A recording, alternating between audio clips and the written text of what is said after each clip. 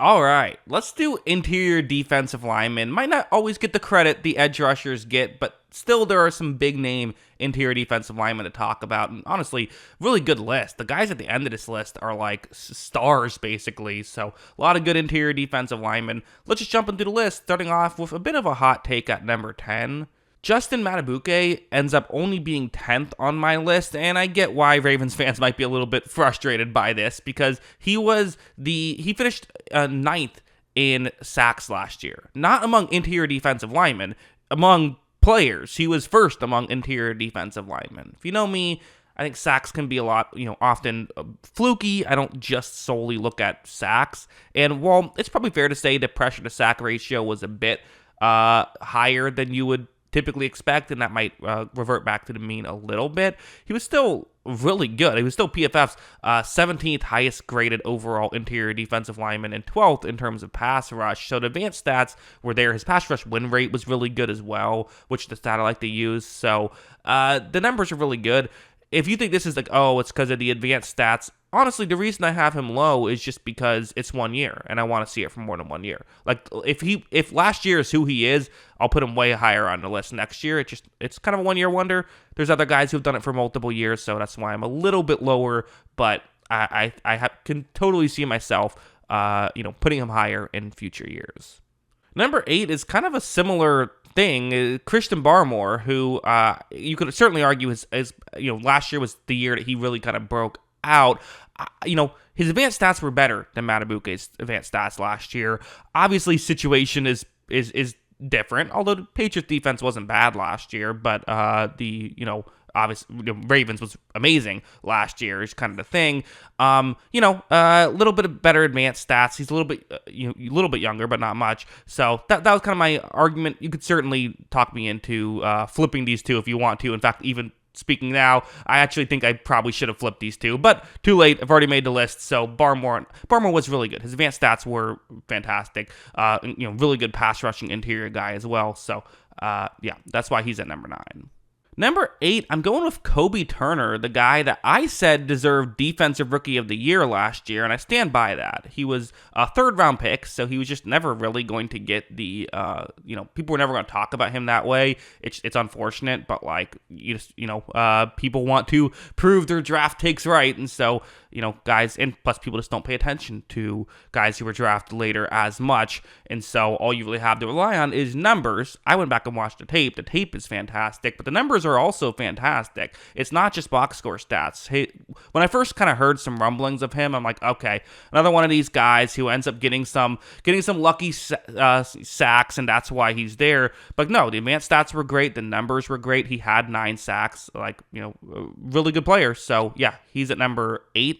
In number 7, I decided to go with Jaylen Carter, who, I think you could argue had a little bit slightly better advanced numbers. They're in the ballpark of Turner's. I kind of just thought I liked Turner's overall consistency and getting more snaps last year was kind of why I said I thought that I would have given Turner the award, but I also think that I expect Carter to be a better overall player as his career goes along, because I think that he will get more playing time, and then, that's why I have him higher on my list. Who knows how it'll work out. You did see him cool off a little bit towards the end of the year, but was still really good then. So yeah, Carter, really good player. He's number 7 on this list. Number 6, I'm going with longtime Cincinnati Bengal, now Detroit Lion, just signed with them in the offseason, DJ Reader. Who, listen, a lot of guys on this list are pass rushers first. In fact, all of the guys I've mentioned so far on this list are pass rushers first. Reader is certainly a run-stuffing interior defensive lineman who still has a lot of value in the pass rush game, I should mention. So, kind of a real underrated player. I was surprised he didn't get paid as much as I feel like you see some other guys get paid. I guess if you don't, if you're not a pass rusher like some of the other guys, that's what happens. But he can still rush the passer well, so I don't know. I think he's underrated. I have him at 6. Number 5, we're going back to a pass rusher. I mean, again, I don't think his run defense is bad, but his pass rush is what makes him special. He was PFF's 4th highest graded pass rusher last season. Also the highest graded coverage grade out of interior defensive linemen. I don't think I care too much about that, but okay. Good job, I suppose, in the handful of snaps you had to play coverage. Did a decent job. 12th highest graded player overall. So, again, the pass rush is what makes him special. He is kind of that guy who you just don't want to leave one-on-one on the inside, or he will win. So, yeah, he's top 5 for me.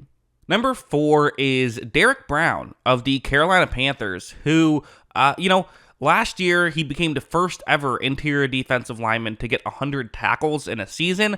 I don't know how much I care about that, just because tackles are such a fluky stat. It's so dependent on, just scheme fit, situation, all that stuff. Yes, your job is to make a tackle, but, it's maybe it's a video for another time, but why that can be a bit of a flawed stat.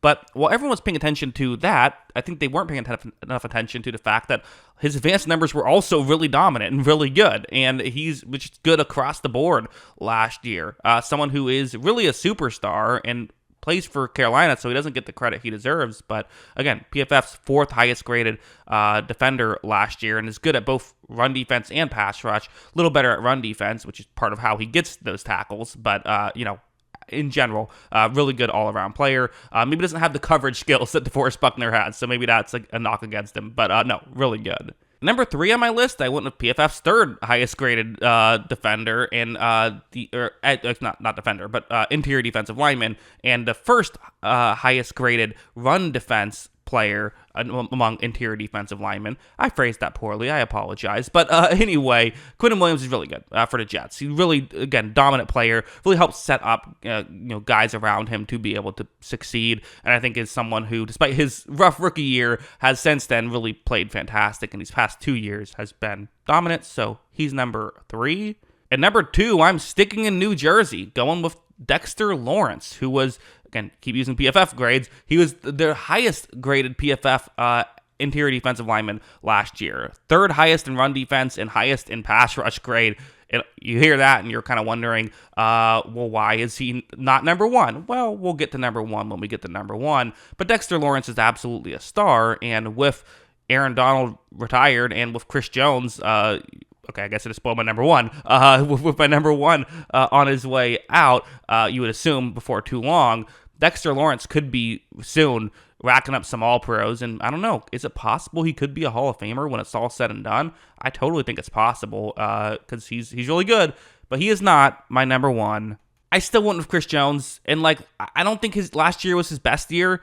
But, man, he's still just such a good player. He has been, again, using PFF grades, top 7 in overall PFF grades since 2017, every year. And that was his 2nd year. So he's basically been an elite level player each of those years, a lot of those years higher than just 7th.